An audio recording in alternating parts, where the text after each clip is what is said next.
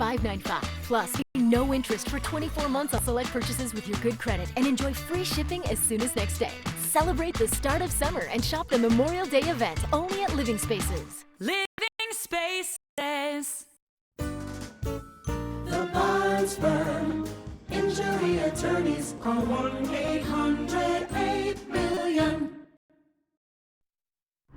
That was the most shocking thing about this. Now at 5, new video of thieves breaking into a local pot shop. What shocked the landlord when he rolled back the tape? Plus, Eddie. We are live here in Palm Springs with FBI investigators learning more about the explosion that destroyed a fertility clinic, but not the embryos inside. That story coming up. From Palm Springs to 29 Palms, I'm Christian Cáceres.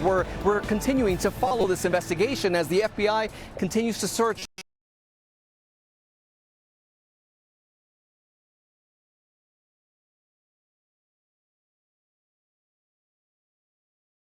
Suspect home.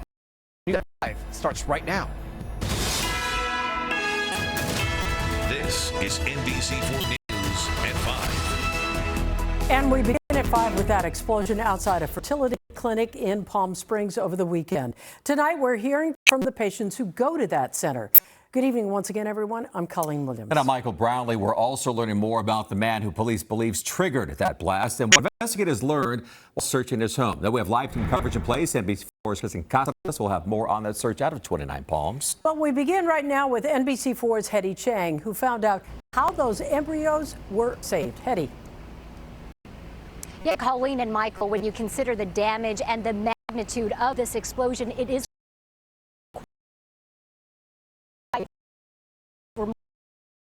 remarkable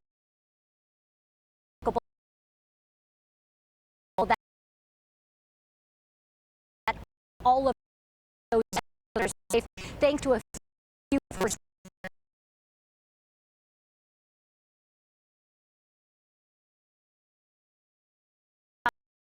away from the explosion. Debris here, medical on this corner and even further away. More than 48 hours since the Saturday morning explosion rocked up downtown Palm Springs, many damage up close. Paralyzed a little bit because you can't. David Rios owns Velvet Road, about 400 yards away. And it looks like bullet holes, but that's part of the car that came through. We had seat belts here, everything. He says all of his 100 was placed without, he says, the help from insurance.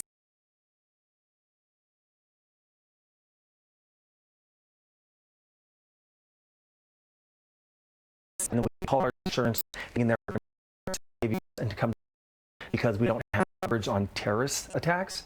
I mean, what are we supposed to do? The car bomb outside of the American Reproductive Center's Palm Springs clinic was so powerful, it sent debris several hundred yards away. In a heart-filled post over the weekend, the clinic confirmed all of its staff and all of the embryos inside the lab are safe. My embryos are there. NBC station in Palm Springs spoke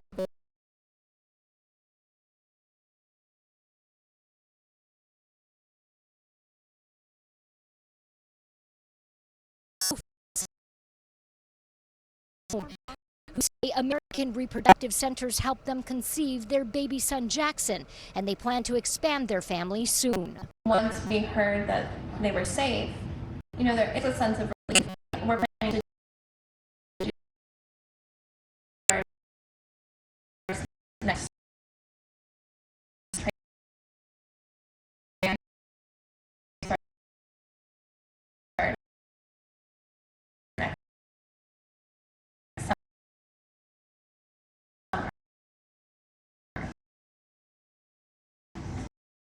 you know, and so I'm like, is that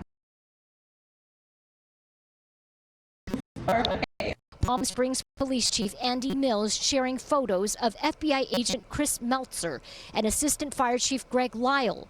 Mills says the pair went into the destroyed clinic to protect and retrieve medical records of patients and reestablish the lab equipment to protect the embryos. As tragic as it is, the only person who's deceased is the one who's responsible